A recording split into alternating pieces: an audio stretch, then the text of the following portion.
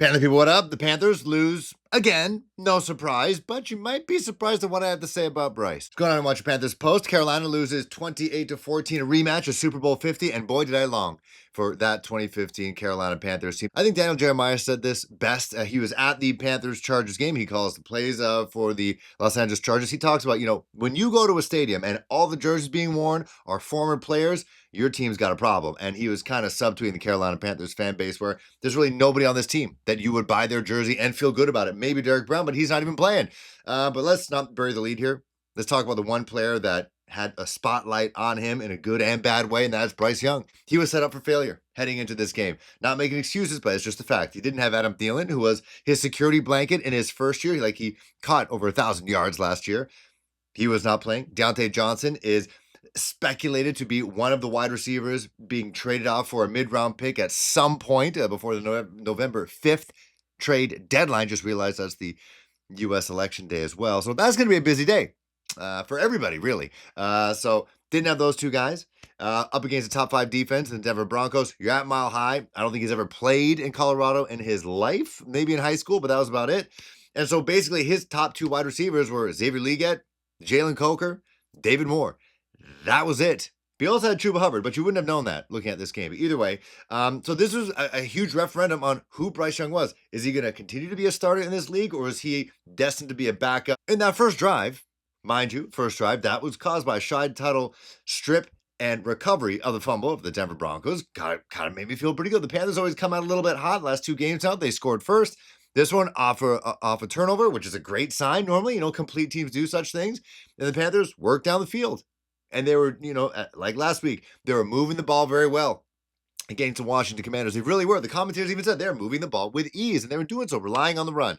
And even though the first play was a pass for Bryce, it looked like Dave Canales had a well-scripted situation for Bryce to be successful in that first drive.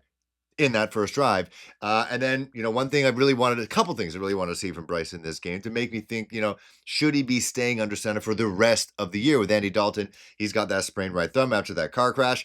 I wanted him to climb the pocket, not seem as nervous, push it downfield, not make stupid mistakes, but mainly just simple things. Simple things that, sure, 36-year-old Andy Dalton was just doing in his sleep, climbing up the pocket, not getting flustered, taking control of the offense, taking control of the pre-snap plays, and then pushing the ball downfield. And I thought he did that in that first drive. He found Xavier Legette on Patrick Surtain, got him. I think Xavier Legette's got to be tied for the most amount of receiving touchdowns for rookie wide receivers. I'm going to throw it out. I got to check. I haven't checked. But Xavier Legette, he's doing well. That was a great first drive for Bryce.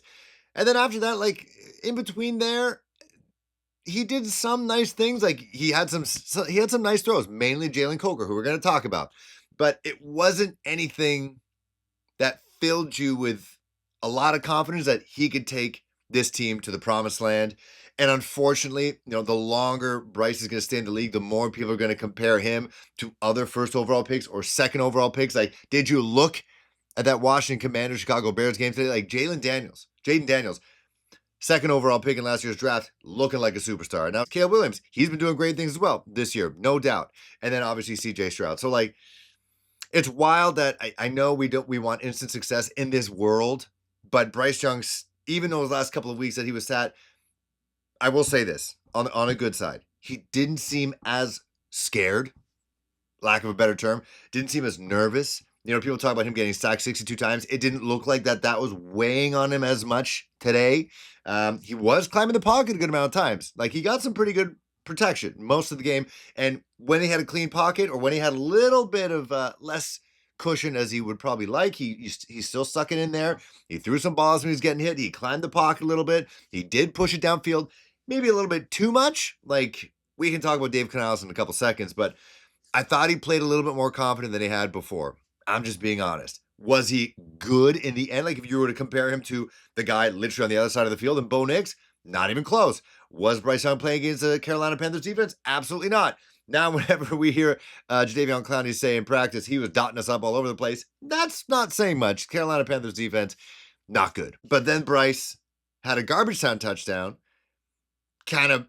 It's almost like as if he was coming in for Andy and garbage time. The game was out of his hands, and then he just kind of did his thing, playing fancy and free. And he did that, like a 96-yard touchdown drive to Jalen Coker. That's his first professional touchdown. Good for him. So the two rookies doing their thing. One, a first-round pick. The other, an undrafted free agent.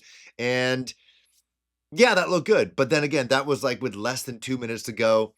The defense just wants to go home. Like, I'm not really putting too much onus on that at all. Like, as much as I want to believe in Jalen Coker, like, good for him, but that was still a garbage time touchdown.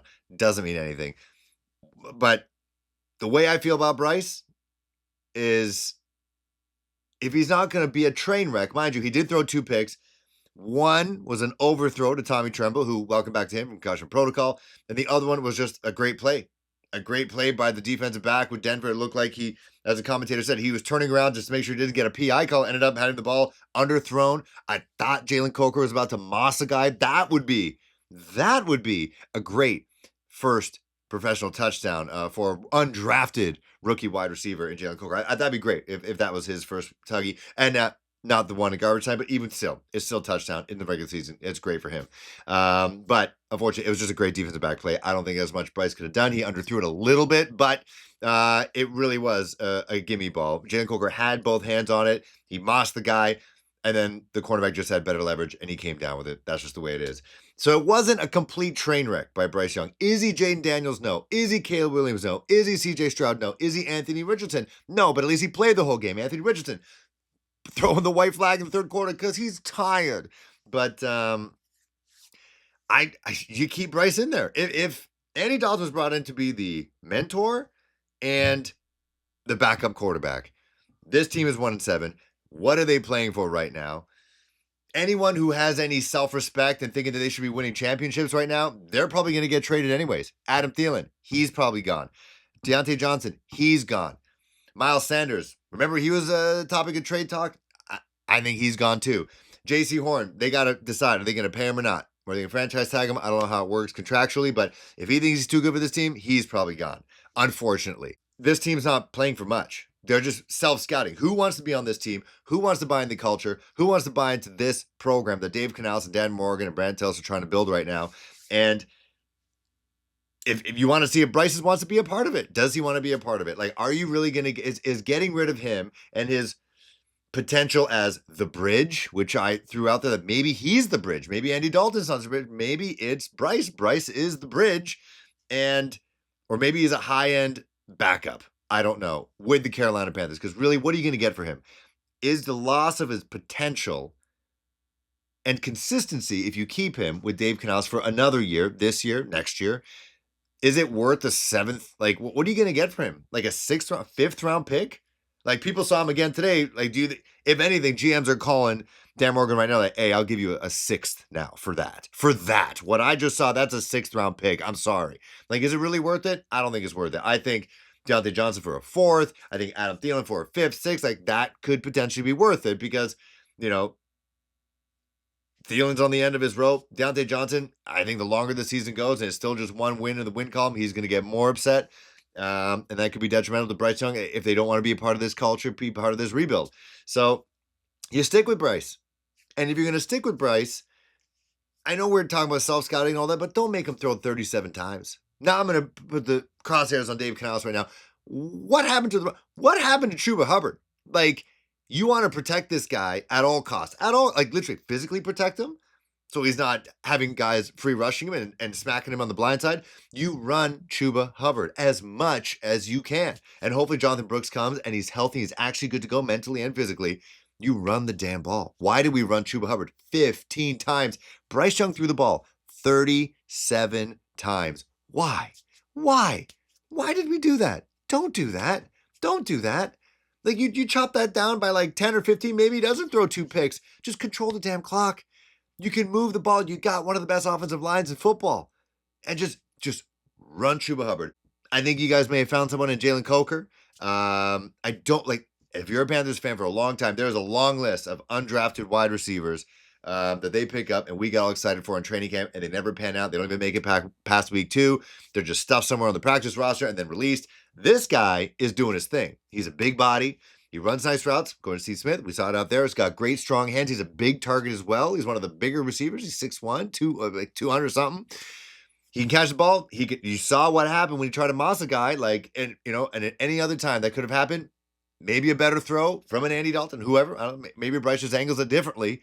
That's a touchdown for Jalen Coker, and he's showing toughness. He shows he wants to be here. He's cheap, and if you got him, Xavier Legette, and who knows what you can do in the draft, or anyone who wants to be a part of this team next year, I think he could be a nice addition. He's got that workman mentality.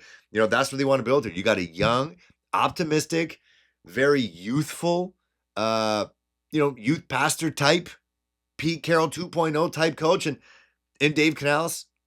I think he's kind of like in a Matt Rule situation. Unfortunately, I'm comparing it, but he is built to coach young guys. Like, I don't know how many older dudes are going to buy into coach the same way. Like, older, longtime pros in the Carolina Panthers team just didn't really resonate, didn't really connect with Matt Rule. And you see Matt Rule doing his thing in college because he likes being with younger dudes. I think he connects with them a little bit better. I think Dave Canales is that kind of guy as well. And I think you can get guys like Xavier Legette to buy in. You get guys like Jalen Coker to buy in. David Moore is a journeyman wide receiver. You can get him to buy in. You get Jonathan Brooks to buy in. You can get maybe Bryce Young to buy in as well. I think you keep him in. If Andy's still kind of nursing his thumb, he's 36. I'm 38. Yeah, a sore thumb could hurt for a while. You're up against New Orleans, who's kind of hurting right now. Yeah, it'd be nice to get a second win in the division and beat them up after we got stopped in week 1. Is Bryce the guy to do that? I don't know. Maybe. Sure. Yeah, maybe he does look like more confident. I don't know. You guys let me know what you think. See you guys soon.